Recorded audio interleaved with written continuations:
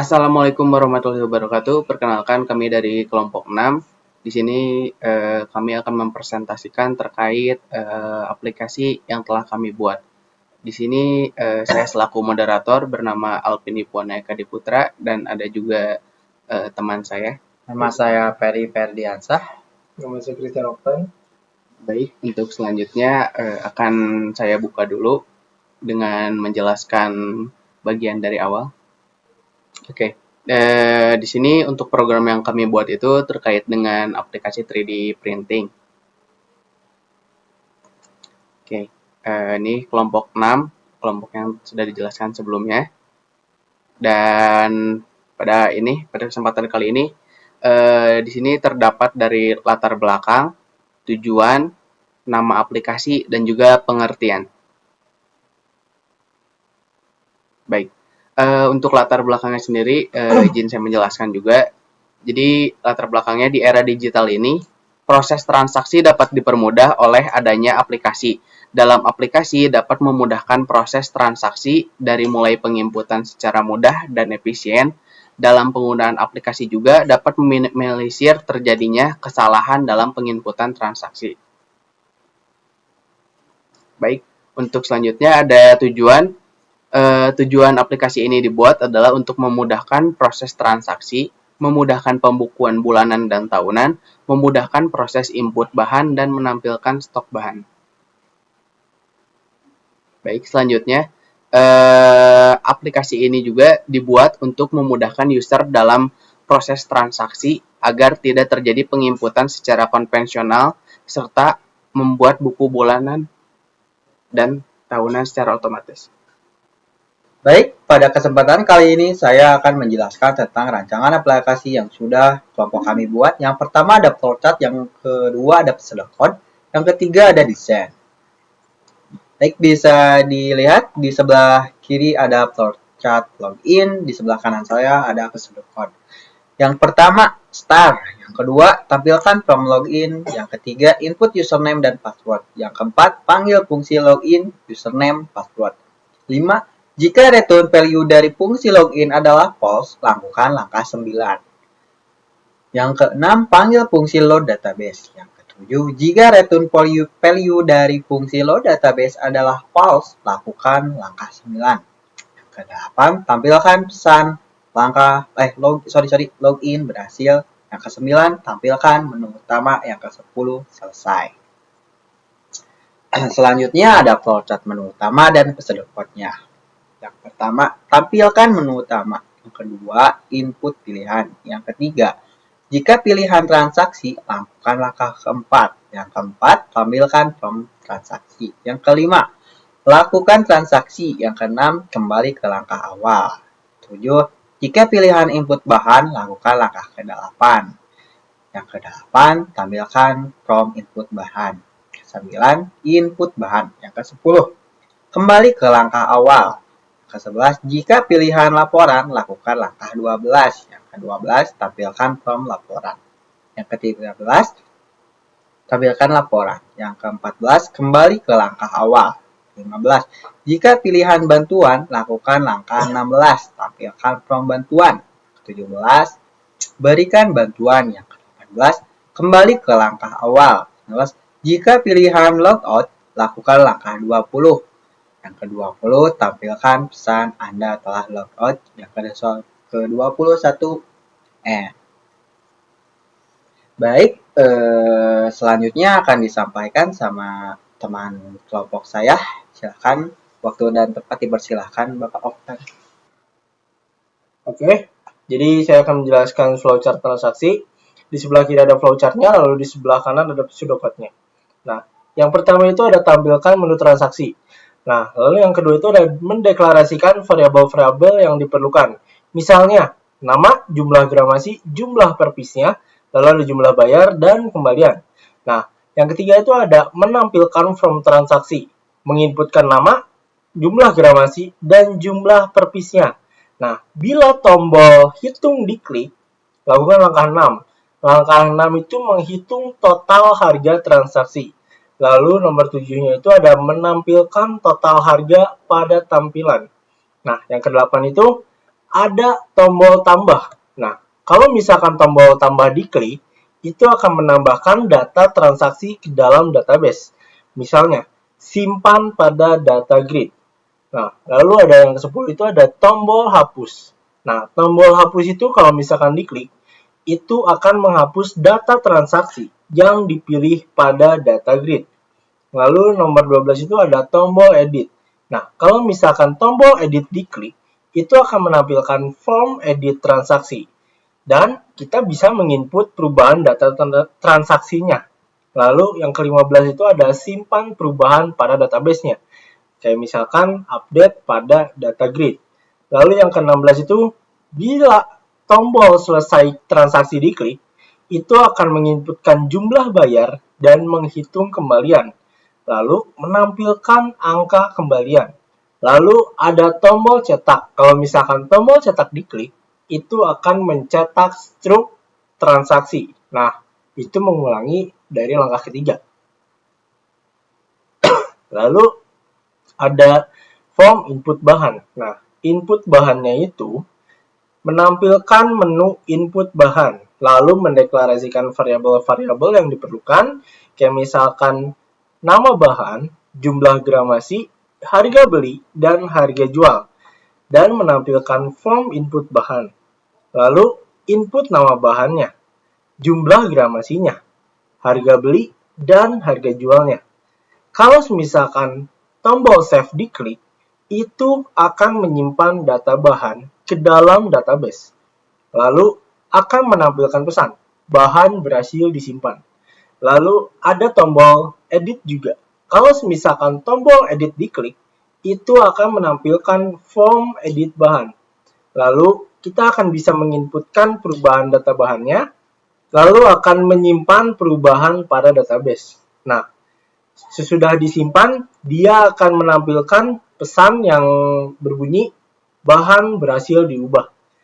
Ada juga tombol delete. Kalau misalkan tombol delete diklik, itu akan menghapus data bahan dari database. Oke, ada flowchart laporan. Jadi kita akan ditampilkan juga ada form laporannya juga. Nah, setelah menu laporan ditampilkan, itu ada data laporan dari database. Nah, kalau misalkan pilihan data penjualan diklik, itu akan mengambil data laporan dari penjualan dari database. Nah, lalu akan menampilkan data laporan penjualannya. Nah, kalau misalkan dipilih data tahunan keuangan, itu akan mengambil data laporan tahunan keuangan dari database. Lalu akan menampilkan data laporan tahunan keuangan dari database-nya juga, lalu selesai. Nah, di sini ada desain loginnya, bisa dijelaskan oleh Alvin, silakan. Untuk selanjutnya ada desain dari login sendiri. Jadi untuk dari desain login sendiri ini kami menyimpan sebuah username dan ada juga password. Kemudian ada register juga untuk mendaftar. Kemudian nanti setelah itu user dapat melakukan penginputan username dan juga password. Kemudian user dapat login. Oh ya, untuk selanjutnya juga terdapat juga tombol logout jika user tidak jadi untuk menginputkan password untuk login. Next. Selanjutnya juga ada input untuk transaksi. Kemudian ada menu untuk input bahan. Kemudian juga ada menu untuk laporan. Baik. Berikut adalah tampilan desain dari laporan untuk menu transaksi. Jadi untuk yang pertama, kami membuat nama konsumen. Kemudian nomor faktur ini dilakukan secara auto increment. Jadi pengisiannya secara otomatis. Tanggalnya itu otomatis pada tanggal hari ini, date now, yaitu dengan cara ketik tombol get date. Kemudian nanti kita menginput apa yang user akan buat di kolom pengimputan nama barang. Selanjutnya nanti memilih pilihan bahan. User akan memilih bahan yang akan digunakannya apa, untuk kemudian nanti akan memunculkan kode bahan secara otomatis. Dilanjut juga menambahkan harga satuan secara otomatis juga. Kemudian ada jumlah dari gramasi. Jadi ketika nanti harga total satuannya itu semisal 1000, nah jumlah gramasinya itu berapa gitu, kayak mau bikinnya berapa gram. Nah, selanjutnya juga ada barang, jumlah barang sama dengan quantity juga. Jadi untuk nama barang yang telah dibuat akan dibuat berapa piece. Oke, selanjutnya ada tombol hitung, dan juga nanti untuk tombol tambah sendiri akan menampilkan pada berikut pada data grid. Selanjutnya setelah klik tombol tambah, nanti selanjutnya kita klik tombol total dulu untuk mentotal berapa jumlah yang akan kita bayarkan. Jadi pada data grid di sini kita mempunyai dua nama barang. Nah, terus selanjutnya dari nama barang ini terdapat dua buah harga. Jadi nanti ditotalkan. Setelah ditotalkan muncul harganya berapa, kemudian bayar. Apabila uangnya cukup, berarti sama dengan 0. Apabila uangnya lebih, kembalian. Apabila uangnya kurang, nanti minus. Untuk selanjutnya juga ada cetak surat jalan. Kemudian juga ada cetak dari SPH dan juga cetak dari invoice. Izin menjelaskan kembali, di sini juga ada menu dari input bahan. Jadi kita dapat menginput bahan seperti nama bahan yang baru nanti memunculkan kode bahan yang baru juga.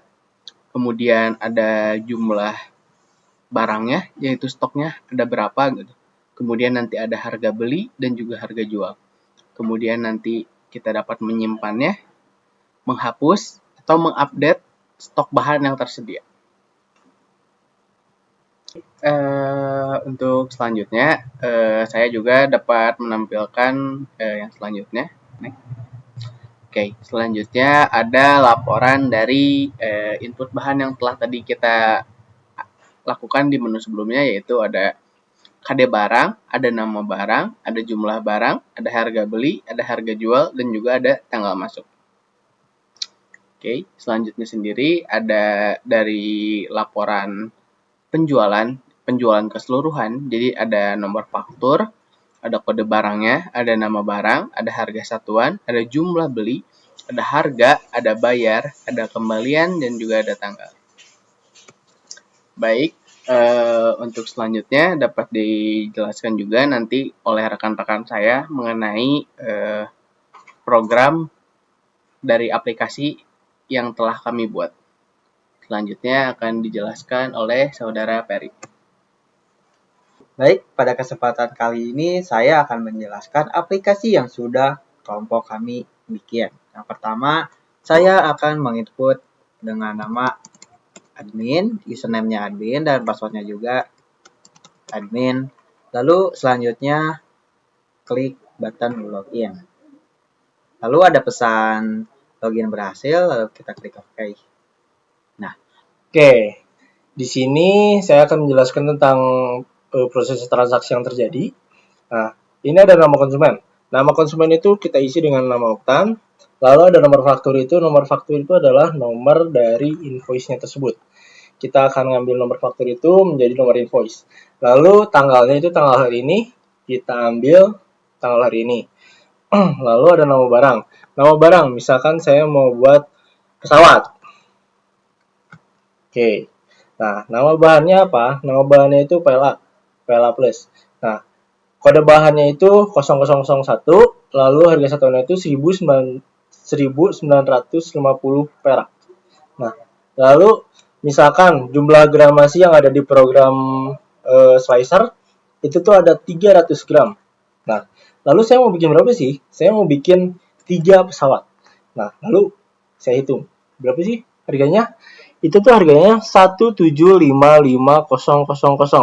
atau bisa dibilang itu Rp1.755.000. Lalu kita akan menambahkan data bahan atau data barang tersebut. Nah, data berhasil tersimpan. akan muncul notifikasi bila sudah dipencet tombol tambahnya. Kita pencet OK.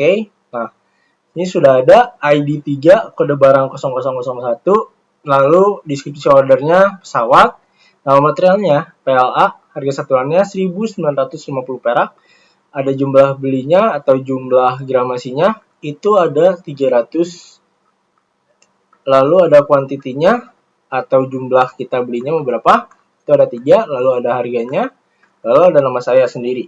Oke, lalu ditotalkan. Nah, totalnya itu 1.755.000 perak. Nah, saya mau bayar misalkan 2 juta ya, teman-teman ya. 2 juta. Nah, sudah itu kita tinggal klik selesai transaksi. Nah, sebelum selesai transaksi, kita akan cetak SPH atau surat penawaran harga ke konsumen. Cetak. Nah, jadi cetaknya itu seperti ini. Ini ada logo, lalu ada tanggal dari 3D Extrude, lalu ada nama saya sendiri atau nama konsumen. Nah, ini ada deskripsi ordernya apa. Deskripsi ordernya itu adalah nama file kita. Lalu materialnya apa, harga materialnya, quantity, langsung ada total harga. Nah, di bawahnya itu apa? Total harga dari keseluruhan. Seperti itu. Misalkan saya mau ada 2 file gitu. Misalkan ada robotnya juga. Nah, nanti total harga yang di sini itu berubah seperti itu. Nah, lalu ada deskripsinya juga, ada keterangan, lalu ada untuk transaksinya, mau transfer kemana, lalu ada hormat kaminya dari 3D Extrude seperti itu. Oke, sudah ini kita selesai transaksi. Nah, transaksi selesai, dia akan langsung masuk ke laporan penjualan seperti itu, teman-teman. Nah, jadi semuanya bakal hilang seperti itu. Lalu akan dilanjutkan lagi sama Ferry. Baik, saya di sini akan menjelaskan from input bahan. Nah, di sini ada nama bahan, misalkan nih kita kasih ini deh, yang ini.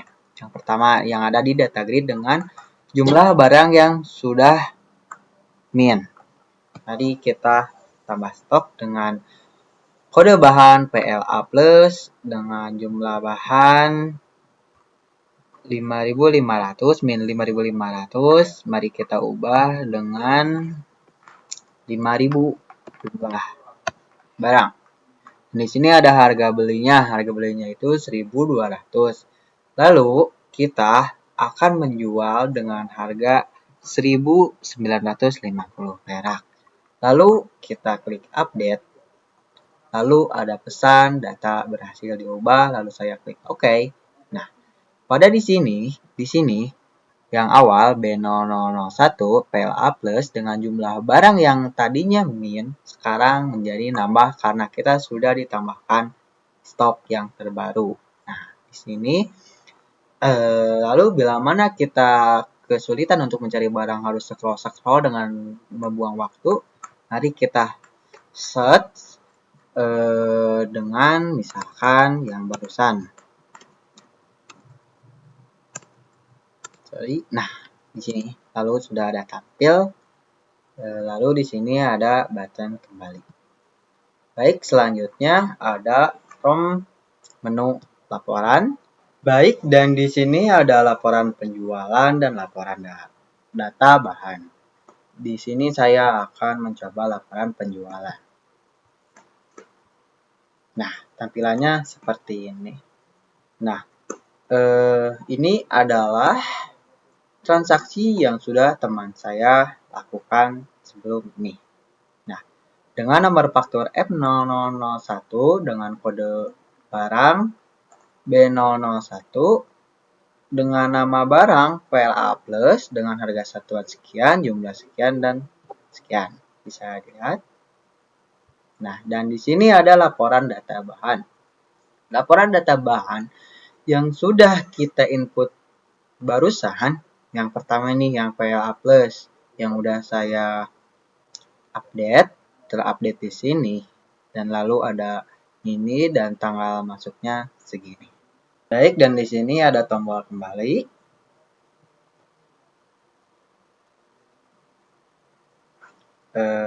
Cukup sekian aplikasi kami. Mohon maaf bila mana ada salah kata atau masih belum sempurna program ini.